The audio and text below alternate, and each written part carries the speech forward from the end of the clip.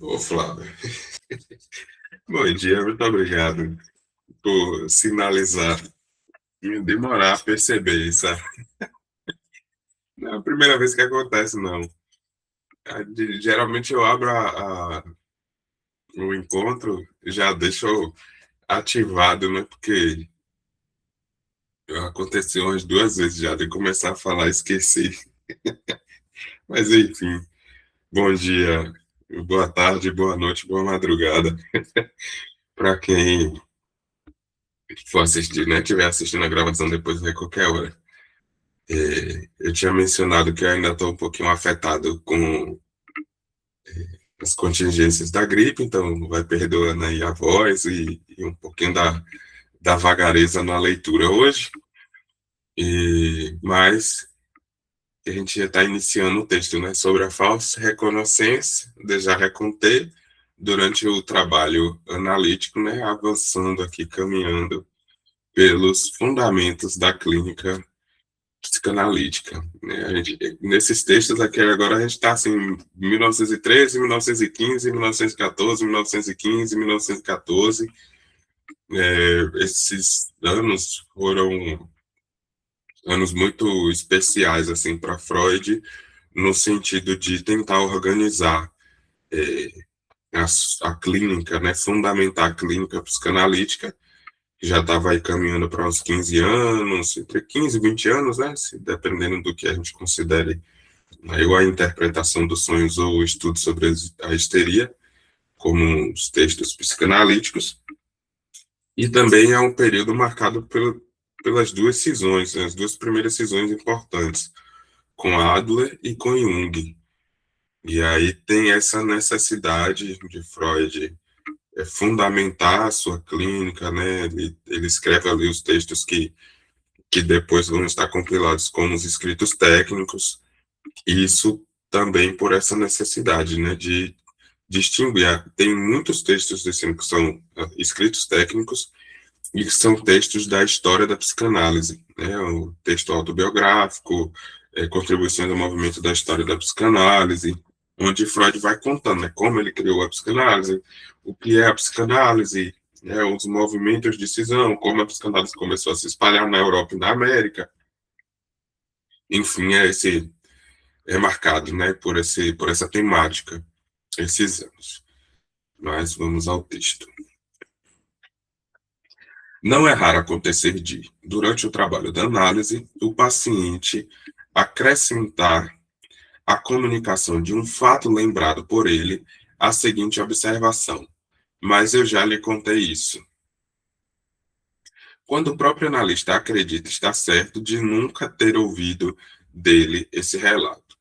Se externamos, perdão, essa contradição ao paciente, muitas vezes ele vai energicamente assegurar ter certeza disso, que pode até jurar, etc. Na mesma medida, no entanto, fortalece-se a própria convicção do analista sobre a novidade do que foi escutado.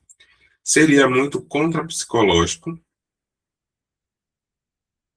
querer decidir esse conflito elevando a voz ou sobrepujando-o com protestos. Sabemos que essa sensação de convicção sobre a fidelidade da própria memória não tem nenhum valor objetivo. E, já que um dos dois necessariamente deve estar errado, a vítima da paramnésia tanto pode ser o médico como o analisando. Logo, damos razão ao paciente. Interrompemos o conflito e adiamos sua solução para uma outra ocasião. Esse aspecto aqui, suponhamos aqui que ele vai trazer uma leitura técnica do dar a razão ao paciente, mesmo que saibamos que o paciente possa estar errado, que ele nunca contou. Mas aqui tem uma questão prática também, né? E que a gente vê muito claramente nas escritas dos casos de Freud, né? Onde ele aponta, por exemplo, a questão da resistência ao tratamento, no Dora, principalmente, no Homem dos Ratos, onde tem uma certa resistência ali naquilo que o médico, né, é, informa ao paciente. Tanto que nas recomendações, Freud vai falar que tem um momento certo de dar as informações, né? Aquilo que o analista percebe logo nas primeiras sessões, muitas vezes, que ele não pode informar, né, ao paciente de prontidão. Tem que aguardar um momento adequado onde o paciente esteja muito próximo desse saber para que o analista possa informá-lo. E isso no âmbito técnico, uma vez que ele apresenta aí a relação de transferência, resistência ao tratamento, então tem uma questão técnica de funcionamento psíquico, né, de tratamento, de análise, de manejo, mas também tem uma questão prática. E quando a resistência ela é muito forte, o paciente sai, ele interrompe o tratamento. Foi o que aconteceu com Dora, no caso, né, quando Freud relata, né, que apresentou a leitura do caso e Dora abandonou o caso, né, o tratamento, Dora abandonou o tratamento por causa daquela informação que Freud deu. E o paciente saindo, né, do tratamento é um desfalque financeiro. Freud colocava, né, colocou, não lembro o texto agora, mas foi um que a gente leu recente. É, ele colocou a. Eu digo, se vou só desativar o microfone aqui que tá me dando um retornozinho. Se você quiser falar, pode ficar à vontade. É, Freud colocou uma informação para. Não, perdão, isso foi antes.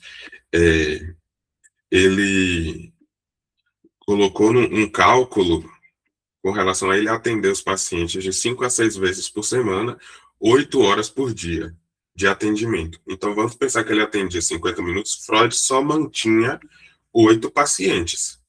Né? Então, assim, 8, 9 pacientes seria ali o que ele conseguiria manter, uma vez que ele atendia de segunda a sábado, 50 minutos cada um.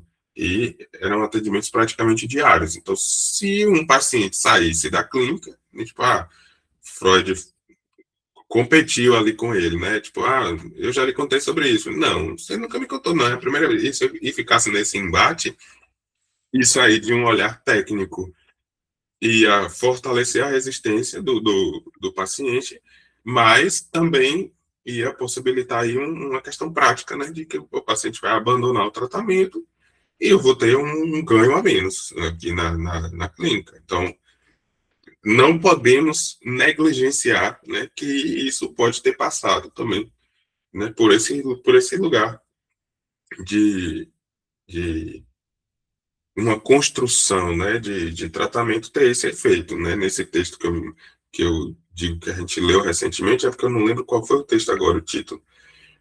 Ele faz justamente esse cálculo, né, do prejuízo que pode ter para a vida financeira do médico, na saída de um paciente do tratamento, enfim, né, tem esses dois, mas, claro, né, tem uma questão técnica também que se justifica. Mas, continuando. Em uma minoria de casos, o próprio analista se lembra de já ter ouvido a questionável comunicação e, ao mesmo tempo, encontra um motivo subjetivo e, muitas vezes, longínquo de seu desaparecimento temporário. Motivo subjetivo. Mas, na grande maioria das vezes, é o analisando que errou e pode ser convencido a reconhecê-lo. A explicação para esse acontecimento frequente parece ser a de que ele efetivamente teve a intenção de fazer essa tal comunicação, de que uma ou mais vezes ele realmente fez uma manifestação preparatória, mas depois foi impedido pela resistência de executar seu propósito e agora confunde a lembrança da intenção com a da execução. Então, aqui tem um certo ensaio, né, do paciente de falar com o analista determinada coisa, e a resistência fez com que, na hora que ele chegasse diante do analista, ele não falasse, né? E tivesse essa sensação depois que ele teria falado quando ele só ensaiou, essa circunstância. Deixa agora de lado todos esses casos em que a situação pode deixar alguma dúvida e destaco alguns outros que possuem um interesse teórico particular. Acontece a certas pessoas, na verdade, repetidamente, de defenderem, de maneira particularmente persistente na comunicação, a afirmação de já terem contado isto ou aquilo, ao passo que a natureza da situação mostra ser inteiramente impossível que elas possam ter razão. O que elas alegam já ter contado antes e que agora reconhece como algo antigo, que o médico também deveria saber, são então lembranças da maior importância para análise, confirmações esperadas há muito tempo, soluções que permitem finalizar uma parte do trabalho e às quais o médico analista certamente teria acrescentado esclarecimentos profundos. Em vista dessas circunstâncias, o paciente também admite, em seguida, que sua lembrança o confundiu, embora não se consiga explicar a sua precisão. O fenômeno que o analisando oferece nesses casos merece ser chamado de false reconnaissance, ou falso reconhecimento. E é inteiramente análogo a outros casos em que espontaneamente se tem essa sensação. Já estive nessa situação, isto eu já vivenciei uma vez, o déjà vu, ou já visto, sem que sequer seja possível se confirmar essa convicção pela recuperação, o Wiederauffning, se é mais ou menos assim, da situação anterior na memória. Como se sabe, esse fenômeno suscitou um grande número de tentativas de explicação que, de maneira geral, podem ser reunidos em dois grupos. No primeiro, é dado crédito à sensação contida no fenômeno, e se supõe que realmente se trata de algo que é lembrado. A questão é saber o quê. Em um grupo muitíssimo mais numeroso entram aquelas explicações que afirmam que, ao contrário, estamos aí diante de uma confusão da lembrança e que agora a tarefa é rastrear como se pode chegar a esse ato falho paramnésico. Além disso, essas tentativas abarcam uma vasta gama de motivos, começando pela antiquíssima concepção atribuída a Pitágoras de que o fenômeno do déjà vu contém prova de uma existência anterior do indivíduo, seguida da hipótese apoiada na anatomia de que um desencontro temporal na atividade dos dois hemisférios cerebrais causaria o fenômeno, o IGAN. Até as teorias puramente psicológicas da maioria dos autores recentes que veem no déjà vu a indicação de uma fraqueza perceptiva, cujos responsáveis seriam o cansaço, o esgotamento e a distração. Então, tem três leituras anteriores aqui do déjà vu. Grasset, em 1904, forneceu uma explicação do déjà vu que é preciso ser computada no grupo dos que acreditam. Segundo o autor, o fenômeno indica que, em algum momento anterior, houve uma percepção inconsciente que, só agora, sob a influência de uma nova e semelhante impressão, alcançou a consciência. Nossa, em 1904, tinha esse falando sobre consciência e inconsciência. Muitos outros autores o seguiram e fizeram da lembrança de algo sonhado e esquecido a base do fenômeno.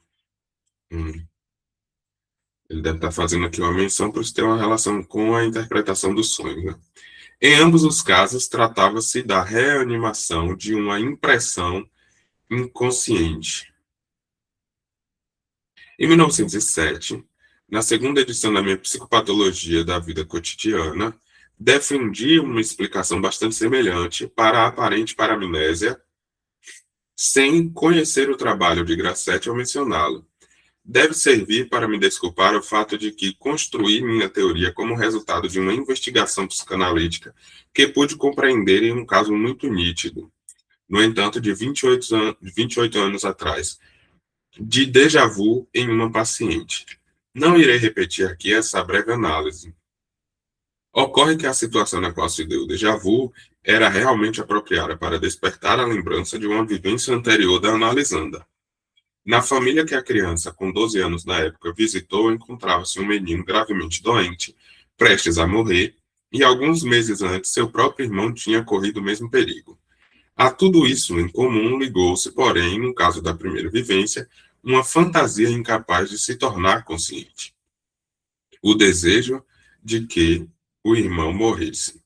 E por isso, a analogia dos dois casos não pôde tornar-se consciente. A sensação dessa analogia foi substituída pelo fenômeno do já ter vivido isso antes, no qual a identidade do que havia em comum deslocou-se para aquela localidade. Sabemos que o nome déjà vu vale para toda uma gama de fenômenos análogos. Para um déjà entendu, ou já escutado, um déjà éprouvé, já vivenciado, um déjà senti, já sentido. Em vez de muitos outros semelhantes, o caso que irei relatar agora consiste em um déjà raconté, já contado. O Freud está colocando isso no lugar, né, dos fenômenos da análise aqui, né? Que também poderia ter origem em uma intenção inconsciente que permaneceu sem ser executada. Um paciente relata no curso de suas associações, como eu, na época com a idade de 5 anos, estava brincando com um canivete no jardim e cortei o dedo mindinho. Ah, eu só pensei que eu tivesse cortado, mas isso eu já lhe contei. Eu lhe asseguro que não me lembro de nada parecido. Ele afirma, cada vez mais convencido, que não pode estar enganado sobre isso. Acabei por dar fim ao conflito da maneira como indiquei no início, e lhe peço assim mesmo para repetir a história. Então, veríamos se foi o caso. Quando eu tinha 5 anos, estava brincando no jardim, perto da babá, e fazia cortes com meu canivete na casca de uma das nogueiras, que também tem um papel em seu sonho. De repente, percebi, com um terror indizível, que tinha cortado o dedo mindinho da mão, direita ou esquerda, de tal maneira que ele só estava pendurado pela pele. Dor eu não sentia, mas um grande medo. Antes, né? Eu não me atrevi a dizer nada a babá, que se encontrava a poucos passos de distância. Desabei no banco mais próximo e fiquei lá sentado, incapaz de olhar mais uma vez para o dedo. Finalmente me acalmei, olhei para o dedo e vi que estava totalmente ileso. Logo depois concordamos que ele não poderia ter me contado essa visão ou alucinação. Ele entendeu muito bem que eu não poderia ter deixado de valorizar uma prova como essa da existência no seu 5º ano de vida da angústia de castração. A castrationangst. Com isso havia se desfeito sua resistência contra a suposição do complexo de castração. No entanto, ele colocou a questão: por que eu acreditei com tanta certeza já ter contado essa lembrança? Então ocorreu a ambos que ele, repetidamente, nas mais diversas situações, mas a cada vez sem tirar proveito, tinha relatado a seguinte breve lembrança.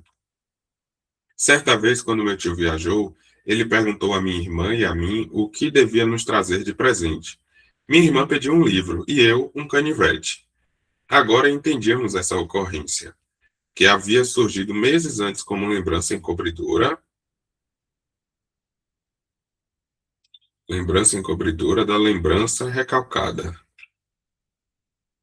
e como preparação do relato, não realizado devido à resistência.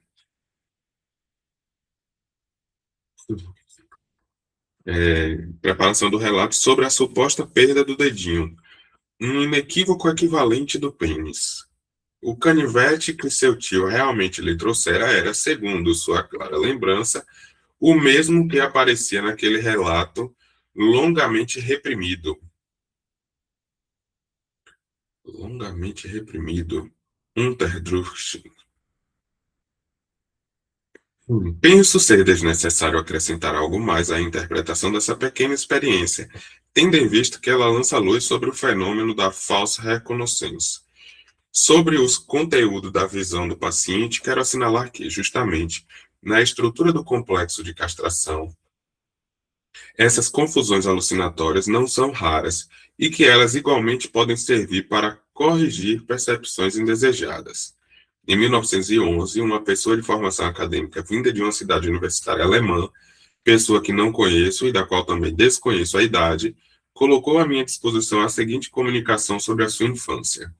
Na leitura de Lembranças da Infância de Leonardo, as afirmações feitas na página 29 até 31 me conduziram a uma contradição interna. Sua observação de que o menino é dominado pelo interesse de seu próprio genital despertou em mim uma contra-observação do tipo: se essa é uma regra geral, então, de qualquer forma, eu sou uma exceção. Li então as próximas páginas, 31 até 32, parte de cima, com o maior assombro, aquele assombro que se apodera de nós quando tomamos conhecimento de um fato inteiramente novo. Em meio ao meu assombro, me vem uma lembrança que me ensina, para minha própria surpresa, que aquele fato não poderia ser tão novo. Na época em que me encontrava no meio da investigação sexual infantil, passei pelo infeliz acaso de ter a oportunidade de observar o genital feminino de uma coleguinha da mesma idade e percebi muito claramente um pênis do mesmo tipo que o meu. Mas logo em seguida, a visão de estátuas e nus femininos me lançou em uma nova confusão e, para sair desse conflito científico, engendrei o seguinte experimento. Fiz desaparecer meu genital, pressionando-o entre as duas coxas e constatei, com satisfação, que assim estava eliminada qualquer diferença do nu feminino. Estava claro, pensei comigo mesmo, que também no caso do nu feminino, fizeram desaparecer o genital da mesma maneira. Mas nesse ponto me vem uma outra lembrança que sempre teve para mim a maior importância, pois ela é uma das três lembranças que constam no conjunto das lembranças sobre minha mãe, que faleceu precocemente. Minha mãe está na frente da pia, lavando os copos e a cuba, enquanto eu estou brincando no mesmo cômodo e fazendo algum tipo de travessura. Como castigo, levo algumas palmadas em minha mão. Então, para o meu grande horror, vejo que meu dedo mindinho caiu, e caiu justamente na cuba de água. Como sei que minha mãe está zangada, não me atrevo a dizer nada e vejo cada vez mais horrorizado que logo depois a empregada levou a cuba de água para fora. Por muito tempo fiquei convencido de que tinha perdido um dedo, provavelmente até a época em que aprendi a contar. Só um instante, só fazer um grifo aqui.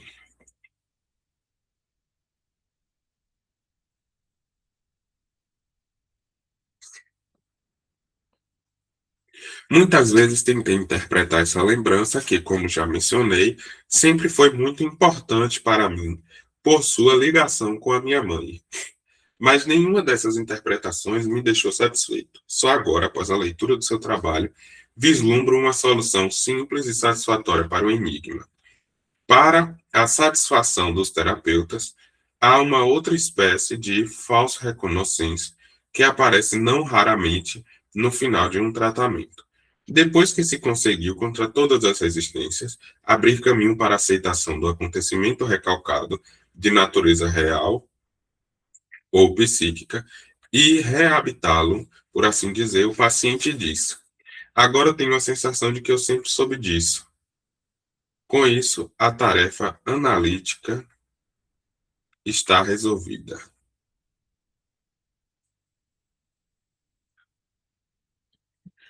Bom, texto curto, né? Vou ler só essa consideração aqui da edição e fazer alguns comentários. O tema do presente artigo foi mencionado em 1912, no artigo Recomendações ao Médico para o Tratamento Psicanalítico, né, que está nesse volume, a gente já fez a leitura. Um extrato deste texto foi reproduzido na História Clínica do Homem dos Lobos, caso em que Freud estava trabalhando, mas que viria a lume apenas ao final da guerra. O fenômeno aqui estudado ganharia uma luz nova a partir de 1925, quando Freud estuda o problema do estatuto da negação.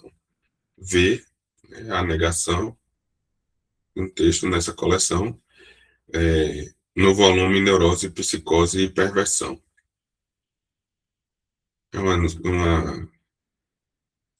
É a consideração mais curta que eles fizeram até agora, né? Deixa eu ver as notas aqui. Freud refere-se provavelmente à segunda edição publicada em 1860, do texto não. Dada a ambiguidade da palavra alemã, conforme o contexto, a traduzimos por angústia ou medo, é importante ressaltar que, ainda que haja no alemão a palavra Furcht a ser traduzida de modo inequívoco como medo, o vocábulo Angst pode ser compreendido como medo, ansiedade ou angústia, conforme o contexto empregado. Não é uma questão de tradução aqui, né? Bom, um texto curto, sem muitas coisas mais a serem discutidas ou comentadas, mas tem uma característica aqui, lembrando, né? Eu me coloco na função de analista, né, de estudar psicanálise, transmitir a psicanálise, de uma perspectiva da psicanálise de Lacan. Então, quando eu retorno ao texto de Freud, né, é um retorno na medida de uma leitura crítica, para que a gente crie um repertório também para entender quando fazemos a leitura do texto próprio do Lacan, no sentido de que há um Freud no texto de Freud e há um Freud no texto de Lacan. Ou seja, às vezes aquilo que Lacan está comentando ali sobre o que Freud colocou no texto é uma interpretação de Lacan do texto de Freud. E aí, talvez, quando a gente vai lá no texto de Freud que o Lacan está mencionando, a gente pode ter alguma leitura, alguma interpretação diferente, seja por causa do contexto, seja por causa do recorte apenas, que Lacan recortou apenas um trecho que ele se lembrou ali naquele momento que ele estava falando sobre um tema específico no seminário. Então, esse ponto faz com que a gente faça sempre uma leitura crítica aqui de Freud. Leitura crítica é colocar em paralelo a construção teórica que é feita nesse texto com aquilo que a gente encontra da construção teórica e da prática clínica que é aplicada, né, na contemporaneidade, dentro dessa perspectiva de uma clínica psicanalítica lacaniana. Tem um aspecto interessante que eu recordo desse texto aqui, que é um texto de 1914, que ainda está impregnado na primeira tópica. Então, aqui ainda não existe a segunda tópica freudiana, ou seja, não existe o eu, supereu e isso. Aqui existe consciente, pré-consciente e inconsciente. Dentro dessa perspectiva, a leitura freudiana de caso, de tudo, ainda está muito ancorada na ciência dos sonhos, né? Traumdeutung, né? Ou seja, a ciência do sonho ou a interpretação dos sonhos. Cabe aí essas duas traduções ao título do texto. A ciência do sonho como aquilo onde Freud mais aproximou, né, a leitura dos fenômenos das psicopatologias da dita vida normal. Então, as coisas que estão em jogo no psiquismo, elas têm essa relação dessa tópica. O inconsciente, ele vai ser uma espécie de repositório daquilo que não é suportado pela consciência. À medida em que algo passa a ser suportado na consciência, aquele trauma bem entre aspas, né? Aquele trauma está superado. Por exemplo, quando ele conclui o texto de que a aceitação do acontecimento recalcado de natureza real ou psíquica, ou seja, a aceitação. Agora eu tenho a sensação de que eu sempre soube disso. Com isso, a tarefa analítica está resolvida, porque houve o esclarecimento, né, daquilo que seria inconsciente, que estaria recalcado, E aí aqui o que ele coloca como recalcado seria esse complexo de castração, porque no processo de desenvolvimento psicossexual do indivíduo, o complexo de castração ele precisa ser superado. O complexo, ou melhor dizendo, os complexos, não são uma construção necessariamente freudiana. Os complexos é uma construção teórica do Jung, que o Freud adota. Então, o Jung inventa, digamos assim, os complexos, e Freud adota essa perspectiva dos complexos para a sua teoria. E aí, o complexo de Édipo seria aquele que mais vai permanecer, assim, que mais vai ter evidência, né? Mas vão ter outros complexos que Freud vai tentar elaborar e abandona, etc. E isso, em certa medida, retorna também em Lacan, no texto da a família, né, os complexos familiares, a partir da perspectiva do complexo de Édipo, o complexo de castração, o complexo de desmame, o complexo de intrusão, então, são fenômenos que acontecem no desenvolvimento e de que a pessoa ali, né, o indivíduo, ele precisa encontrar uma solução para aquele complexo para poder ele ter a sua vida normal. A pessoa que sucumbe na não solução de uma relação nesses complexos, ela tende, né, a uma psicopatologia, né, uma psiconeurose, enfim. Isso é uma leitura de um Freud bem primevo ainda, né? Então, dentro dessa perspectiva, a clínica freudiana desse momento está direcionada para fazer a leitura e a interpretação da solução desse complexo ou dos complexos, que são experiências que vão ser vividas e serão recalcadas por natureza. Então, assim, a tendência ao complexo de Édipo, ao complexo de castração, é ser recalcado. E a solução para esse complexo é o esclarecimento através da análise. Eu fazer com isso encontre uma aceitação na consciência.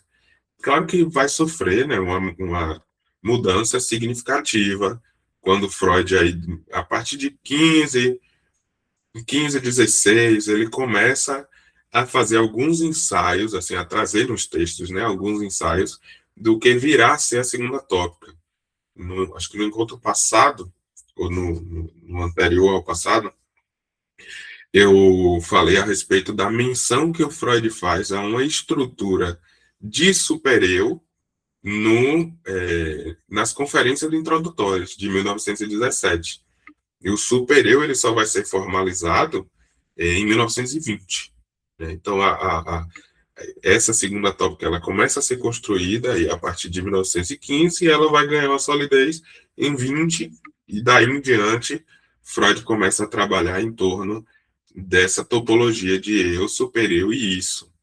Relacionado com a primeira tópica, ele vai ele não abandona, né, consciente, pré-consciente e inconsciente.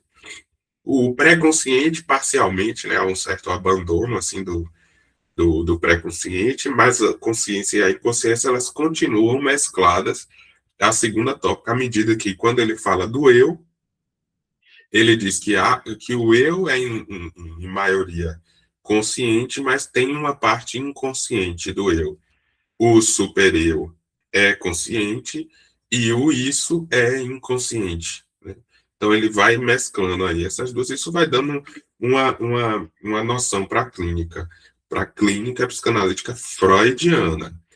A clínica lacaniana, ela vai ter tem uma coisa que a gente pode extrair desse texto aqui, que é interessante, que nessa articulação que Freud traz dos exemplos aqui que ele mencionou, dessa experiência recalcada, dessa alucinação recalcada de que um mindinho havia sido cortado, quando na verdade ele não foi cortado, não houve nenhum corte, o mindinho está ileso. Isso tinha entrado ali como uma alucinação psíquica, representando o encontro com o complexo da castração. E aí, né, a gente vai fazendo as leituras desse Freud iniciante aqui, né, das primeiras 2 décadas da psicanálise, sempre associando esses símbolos, né, uma bolsa que aparece no sonho está representando a vagina, uma coisa comprida, um poste, um charuto, enfim, está representando um pênis. Então, tem sempre essa ligação. Né? Ele coloca que é evidente, é indiscutível que é um inequívoco, né? Que ele escreve aqui, um inequívoco equivalente do pênis, o dedo mindinho. Toda essa interpretação que se dá que é da parte do analista na coisa, é um saber que está contido no analista, e que essa relação do indivíduo ali da análise é quase que uma relação individual e substancial. Veja que o mindinho é uma parte do corpo, o pênis é uma parte do corpo, é uma substância, e que isso produz essa leitura de Freud. Para Lacan, é, é, existiria aí um conceito que estaria em Lacan que permitiria uma outra leitura desses fenômenos clínicos, né, dessa contingência aí desse relato clínico, que é a noção do outro. O outro entrando em cena como o repertório, né, simbólico, a bateria de significantes que vai fazer com que esse indivíduo ali se constitua enquanto sujeito, podendo ou não fazer uma relação desse dedo mindinho com o corte do genital, com a castração, podendo ou não, que é onde está. Se isso faz parte do discurso, né, do sujeito, na fala do sujeito, pode ser que sim, mas pode ser que não, porque isso faz parte de um repertório simbólico. À medida em que a leitura da clínica freudiana está, vamos dizer assim, né, impregnada naquela estrutura simbólica da sociedade vienense, Freud faz uma leitura e uma interpretação desses casos. Aí a gente tem que fazer uma leitura de contexto também, né, do que era Viena no início do século XX, né, que era uma cidade pujante, né, de muito potencial, de muito desenvolvimento intelectual, inclusive, né, muitas universidades, hospitais, então tem um pensamento academicista ali em torno dessa cidade, tem um desenvolvimento relativamente financeiro, né, comercial da cidade, só que em contraponto a isso, é uma cidade de vivências. E aí, assim, se a gente fosse resumir, seria, né, é uma cidade real. É uma cidade que tem tudo, do bom e do melhor, né, do bom e do pior, né, do certo e do errado. Ou seja, ao mesmo tempo que ela tem muito desenvolvimento, e isso, claro, dentro de uma leitura moral da coisa. Tem o desenvolvimento intelectual, comercial, etc., mas também tem todas essas experiências de vida humana centradas na hipocrisia moralista. O que é hipocrisia moralista? Os vienenses eram todos pomposos, assim, né? Tinha toda aquela coisa de uma cultura de muitos judeus, né? Uma coisa bem centrada na moral judaico-cristã, mas, ao mesmo tempo, tudo isso ia acontecendo. Vejam que todos os casos que Freud conta têm relação de abuso sexual, tem relação de relacionamentos extraconjugais, né? O tá ali viu o Dora, né? Viu o pai que tinha um relacionamento com a outra mulher e usava ela, que era criança, filha, para distrair o marido da mulher, para ele pegar a mulher. Assim, você vê que não é uma sociedade nossa, bonitinha, todo mundo, né, o ápice da moralidade. Então, tudo isso vai produzindo um repertório, né, simbólico, né, onde faz com que Freud produza também essas interpretações. Isso não é dizer que Freud está errado, né, na interpretação que ele fez, ou que é muito extravagante, ou que tudo para Freud é sexo, é sexualidade, é pênis, é não sei o quê.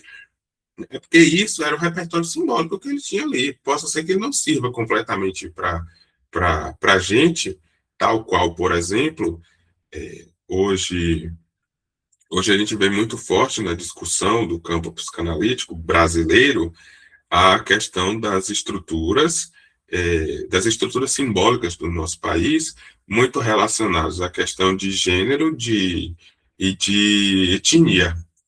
E aí, por exemplo, no Brasil, você fala de sujeito negro, porque isso é uma questão para o repertório simbólico do brasileiro. Isso é porque a nossa sociedade, a nossa cultura, ela é estruturada dessa forma. Contudo, em certos locais, por exemplo, da África, não vai existir essa concepção. Eu lembro de um recorte que tem naquele podcast Os Três Continentes, se eu não me engano, o título, tem aquele Maurício Meirelles, o, o angolano e o comediante lá francês, né? E às vezes eles recebem convidados que são de outros países. E teve uma vez que teve uma entrevistada, uma participante, que era de um país, eu não lembro agora se era Moçambique, se era Angola, mas enfim, ela contava que quando perguntou, né, qual foi o primeiro choque que ela teve quando chegou aqui no Brasil, e ela passou a viver no Brasil, foi dela descobrir que ela era negra. Porque lá onde ela vivia não tinha essa distinção, não tinha essa diferença. E isso não entrava como não entrava no registro simbólico de ter que dar um sentido para isso, né? Pessoa negra, o que é isso? Né? Não tinha isso, não fazia parte do repertório. Aqui no Brasil não tem como você pensar uma clínica, pensar um sujeito constituído sem pensar essas questões que atravessam o sujeito em termos de significante e de processos de identificação. Então, quando Freud fala de determinadas coisas que a gente pode até fazer uma leitura anacrônica, né, de tipo, nossa, isso é muito estranho para o tempo de hoje, né, para olhar com os olhos de hoje. A gente tem que entender que isso era parte do repertório simbólico daquele momento. Contudo, o ponto que eu acentuo aqui, que não há ainda necessariamente na teoria freudiana, mas que há na teoria lacaniana, é a concepção do outro, né? Esse outro como o participante também nessa constituição, esse outro no sentido de grande outro, principalmente, né? Mais do que pequenos outros, o grande outro, como aquele que assujeita e que também dá o estatuto de sujeito ao sujeito, ou seja, aquele que aliena, mas que também separa, né, o sujeito nessa rede. Isso faz com que a gente conduza um processo de análise a um outro tipo de interpretação, né? A interpretação, ou seja, o saber, a informação, ele não estaria necessariamente nesse mesmo lugar em que está, né, a interpretação é, na clínica freudiana, principalmente essa primeira clínica, né, a clínica da primeira tópica, de esclarecer algo que está recalcado, que está preso à inconsciência, né, esclarecer isso para a consciência. E quando isso se torna aceito pela consciência, o trabalho de análise, né, aconteceu. Isso ainda vai aparecer em alguma medida na segunda tópica, né? O eu, ele é a instância que intermedia o interno com o externo, e então é uma instância que precisa lidar com todas essas situações, mas amplia-se aí outros problemas, né? A questão da pulsão de morte, a compulsão à repetição, entre outros aspectos que vão dar um outro arcabouço também para a leitura dessa clínica, né? Não sei se faz sentido para vocês, se alguém de vocês tem alguma dúvida ou algo a acrescentar, ou mesmo assim uma leitura diferente, eu tenho uma interpretação diferente sobre isso aqui, também é possível, né? Deixa eu dar uma olhadinha aqui nesse outro texto.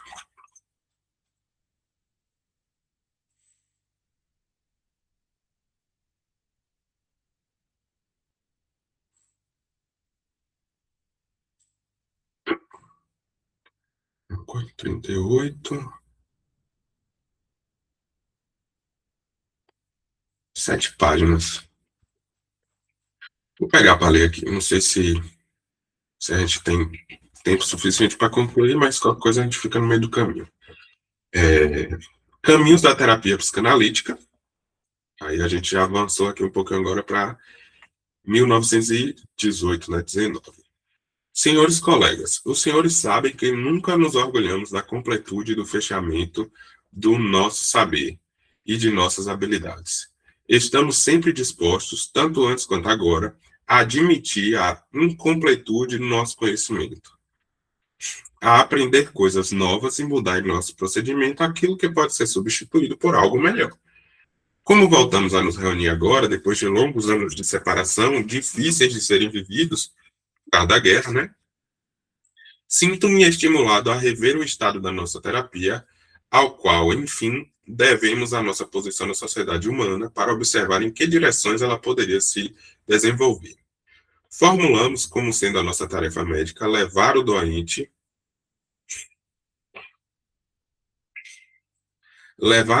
neurótico a conhecer as noções recalcadas e inconscientes existentes dentro dele e, para esse fim, revelar as resistências que nele atuam contra tais ampliações do conhecimento sobre sua própria pessoa.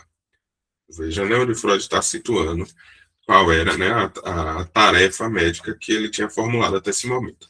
Será que com a revelação dessas resistências também garantimos a sua superação? Nem sempre, certamente, mas esperamos atingir esse objetivo na medida em que aproveitamos a sua transferência para a pessoa do médico para transformarmos a nossa convicção da inadequação dos processos de recalque ocorridos na infância e da inexequibilidade de uma vida pautada no princípio de prazer na própria convicção quanto a isso. As relações dinâmicas do novo conflito pelo qual conduzimos o paciente e que colocamos no lugar do antigo conflito da doença dentro dele foram por mim esclarecidas em outro lugar. Atualmente, não teria nada a modificar quanto a isso. Eu só bebeu água.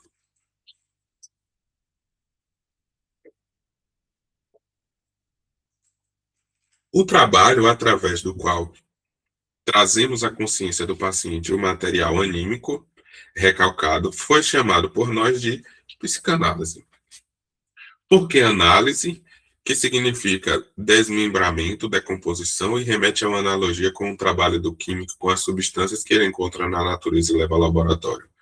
Porque uma tal analogia realmente existe em um ponto importante.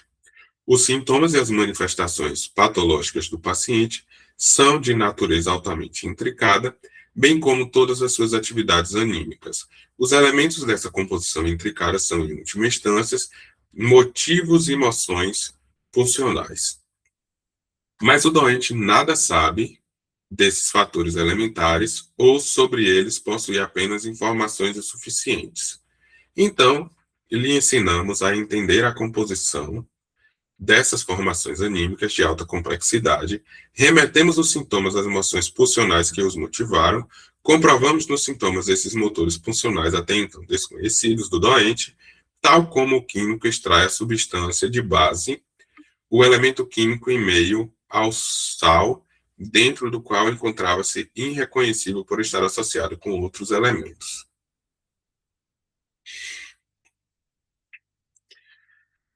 Tem um aspecto interessante aqui de contexto, está em 1919. Até aqui, o tripé psicanalítico de formação ainda não estava estabelecido. Até aqui, praticamente, vamos considerar que em 1915, 15 ou foi 13, agora posso estar me confundindo, mas nesse período, nas recomendações aos médicos que praticam a psicanálise, foi nesse texto? Acho que foi. Mas, enfim, num desses escritos técnicos, Freud faz a consideração de que, para ser analista, bastava que fosse um bom intérprete dos próprios sonhos. Então, toda essa concepção, lhe ensinamos a entender a composição dessas formações anímicas de alta complexidade. Isso é acessível pelos textos psicanalíticos.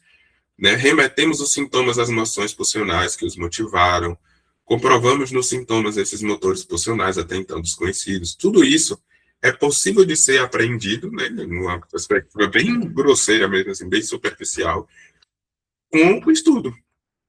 Você lê os textos freudianos, você estuda os textos freudianos, você começa a fazer interpretações sobre você mesmo. Ainda não está em cena na figura do outro, como eu mencionei no outro texto, né, com relação ao texto anterior.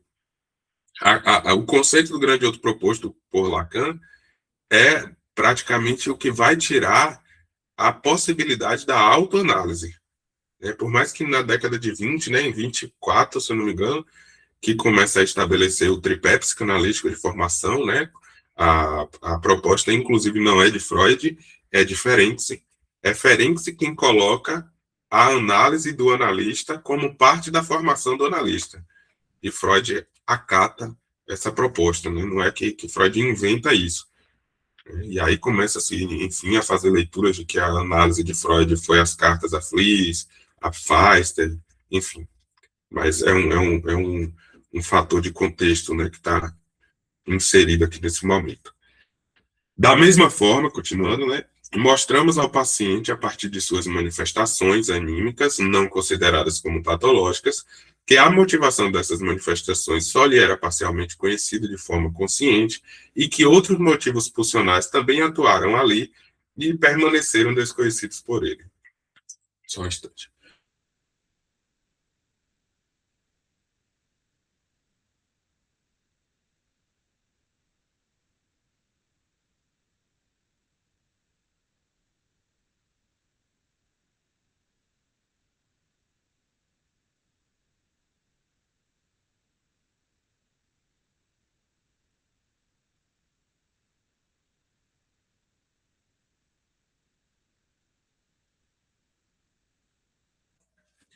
Esse negocinho que me dá agonia é gripe, viu? A gripe me acaba. Deixa eu ver se eu consigo ler aqui ainda, né? Senão a gente encerra e continua depois. Também explicamos a aspiração sexual das pessoas, separando-a em seus componentes. E quando interpretamos um sonho, procedemos inicialmente, deixando em segundo plano o sonho como um todo. Eu acho que eu não vou conseguir continuar a leitura agora, não. Atrelando a associação a seus elementos específicos. Acho que eu vou pausar aqui. Senão eu vou ficar tossindo muito agora. Já apresentei caso em supervisão hoje. Já participei de grupo de estudo. E agora estou aqui fazendo a leitura. Tenho que descansar para conseguir fazer a leitura da tarde. Como eu não vou conseguir terminar também por causa do tempo, né? A gente pausa aqui e na semana que vem dá continuidade a esse texto. Eu acredito que, dado o descanso da tarde, né, eu vou conseguir fazer as leituras filosóficas das 17 horas hoje, né, prevista para hoje. Se eu ver que não vai ter condição, eu sinalizo no grupo, mas de todo modo eu teria essa leitura hoje às 17 e amanhã as leituras paralelas às 13 horas. Na próxima quinta a gente continua nesse texto a partir daqui. Deixa eu encerrar aqui a gravação.